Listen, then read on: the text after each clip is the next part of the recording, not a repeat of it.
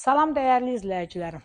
Bugün sizə Məhəmmədlinin gözəl yerində yola yaxın 2 sot yarım torpağın içində yerləşən 4 otaqlı bu gözəl mənzili sizə təqdim edirəm. Əzizlərim, evimizin qabağında açıq eyvan. Evimiz kürsülüdür. Qupquru yerdə, çox gözəl evdir. Buyurun əzizlərim, evimizlə tanış olun. Qiyməti 100.000 manatdır. Sənəti paket qupça. Real alıcı üçün qiymətdə razılaşma olacaq.